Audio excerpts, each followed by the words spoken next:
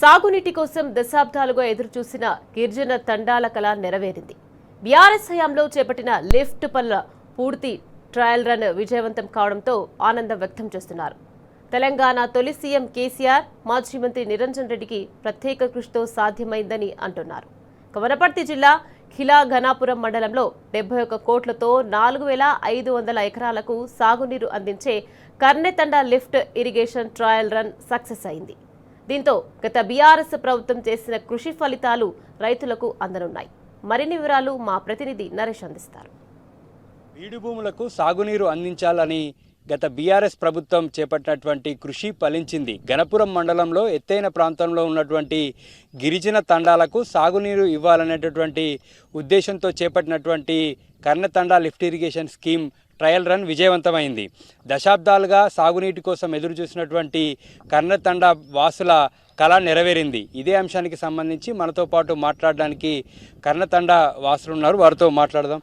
అన్న, చాలా ఏళ్ళ కళ, అసలు మీ తాండాకు నీళ్ళు వస్తాయని ఊహించారా? ఇవాళ ఆ కళ నిజమైంది.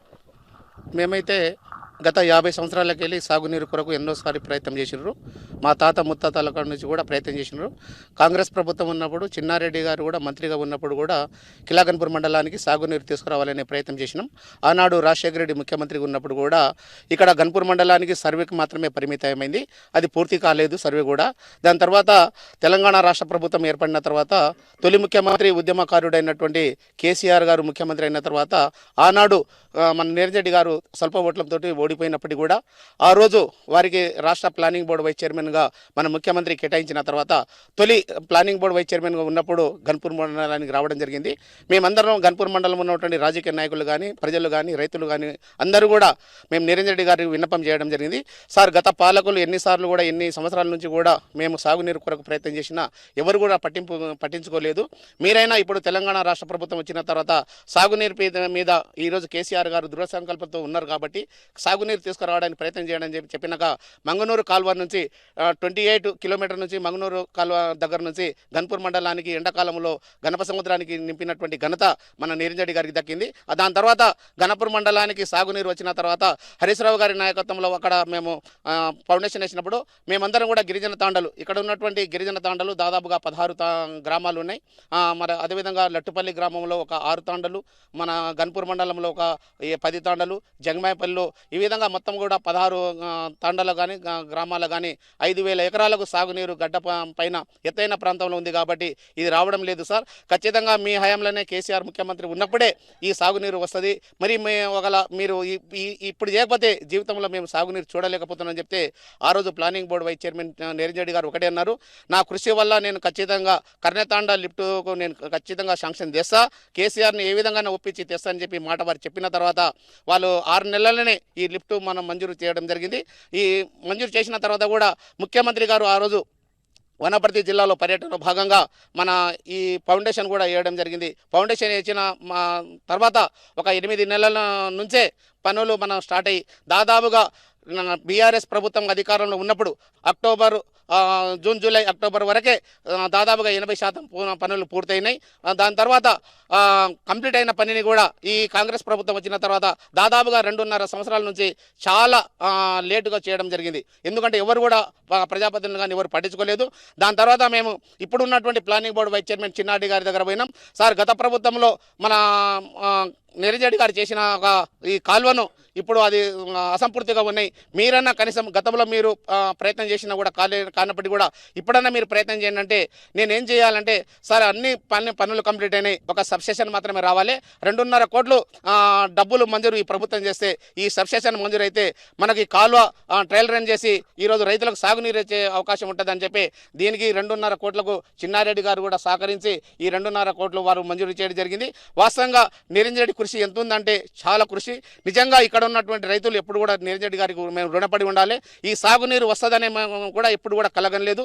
ఈరోజు సాగునీరు మొన్న ట్రయల్ రన్ చేసినప్పుడు రాత్రి మేము ఇక్కడ దాదాపుగా 9:30-10 గంటల ప్రాంతంలో వాళ్ళు ట్రైన్ చేసినప్పుడు ఇక్కడ దాదాపుగా ఒక 100-150 మంది రైతులు వచ్చి చాలా సంతోషం, ఆనందంతో ఉన్నారు. నిరంజన్ రెడ్డి గారి కృషి, కేసీఆర్ యొక్క ముఖ్యమంత్రి ఉన్నప్పుడే ఈ సాగునీరు రావడం మనకు జరిగింది. కానీ ఆ రోజు రాకుంటే ఎప్పుడు కూడా మనకి ఈ కళ నెరవేర్చేది కాదని చెప్పి ఇక్కడ రైతులందరూ కూడా ఆనందం చేస్తున్నారు. ఈరోజు మేము నిరంజన్ రెడ్డి గారికి రుణపడి ఉన్నాం, కేసీఆర్కి రుణపడి ఉన్నాం. ఈ ప్రాంత ప్రజలందరూ కూడా దాదాపు 16 గ్రామాలకు సంబంధించినటువంటి రైతులందరూ కూడా ఈరోజు మేము కేసీఆర్కు మన నిరంజన్ రెడ్డి గారికి ఎంతో రుణపడి ఉన్నాను కూడా మేము భావిస్తూ ఉన్నాం. ఇక్కడ ఉన్నటువంటి రైతులందరూ కూడా సుఖ సంతాలతో ఉండాలని చెప్పి ఈరోజు మేము కోరుకుంటున్నాం. గత బీఆర్ఎస్ ప్రభుత్వం చేసినటువంటి కృషి గురించి ఏం చెప్తారు? నా పేరు రాళ్ళకృష్ణయ్య, తెలంగాణ ఉద్యమ ఫౌండర్ని. నీళ్లు నిధులు నియామకాలనే భావనతోన తెలంగాణ ఉద్యమం ఏర్పాటు చేయడం జరిగింది కేసీఆర్ గారు. కేసీఆర్ గారు తెలంగాణ ఉద్యమం ప్రారంభం చేసిన మొదటి రోజు నుంచి కూడా నిరంజన్ రెడ్డి గారు ఆయన వెన్నంటి ఉన్నారు. అడుగులో అడుగై తన వెన్నంటి ఉండి 14 సంవత్సరాలు ఆలుపెలుగా తెలంగాణ ఉద్యమం పోరాటం చేసి తెలంగాణ ప్రత్యేక రాష్ట్రం సాధించిన వెంటనే మొట్టమొదటిగా రాష్ట్రం అభివృద్ధి చెందాలంటే వ్యవసాయ రంగం అభివృద్ధి చెందాలన్న భావనతోన కేసీఆర్ గారు నిరంజన్ రెడ్డి గారు కానీ వ్యవసాయ రంగం మీద కానీ సాగునీటి రంగం మీద కానీ ఎక్కువ దృష్టి పెట్టడం జరిగింది. అందులో భాగంగా నిరంజన్ రెడ్డి గారు కూడా గణపురం మండలం మొట్టమొదటిగా డిసైడ్ చేసుకొని గణపురంకి మంగనూరు నుంచి D8 కాలువ ద్వారా గణపురం చెరువు నింపడం జరిగింది. మొట్టమొదటిగా గణపురం గణప సముద్రం చెరువు నిండినప్పుడు ఎండాకాలంలో అలుగువారడం సమాజం అందరూ కూడా చూసి ఆశ్చర్యపోయింది. ఈ ఎండాకాలంలో కూడా నీళ్లు తీసుకురావడము అలుగుబారడం ఏందని ఆశ్చర్యపోయిండు. ఎక్కడెక్కడి నుంచో జనం వచ్చి చూసిపోవడం జరిగింది గణప సముద్రాన్ని. అట్లాంటిది గణప సముద్రాన్ని రిజర్వాయర్గా కూడా చేయడం జరిగింది. ఎందుకంటే ఇంకా కొంత ఎక్కువ మంది రైతులకు కూడా నీళ్ళు అందించే అవకాశం ఉంది కదని గణప సముద్రాన్ని నిరంజన్ రెడ్డి గారు రిజర్వాయర్ చేయడం జరిగింది. దాంతోపాటు గణపురం బ్రాంచ్ కెనాల్ ఒకటి, కమలోద్దీన్పూర్ బ్రాంచ్ కెనాల్ అనే ఒకటి, బుద్ధారం బ్రాంచ్ కెనాల్ ఒకటి. ఈ ఏరియాల నిరంజన్ రెడ్డి గారు 1,00,000 ఎకరాలకు నీరిచ్చి తీరాలన్న పట్టుదలతోన అందరితో కూడా చెప్పడం జరిగింది. నేను 1,00,000 ఎకరాలకు నీరిచ్చిన తర్వాతనే ఎలక్షన్లకు వస్తా అని.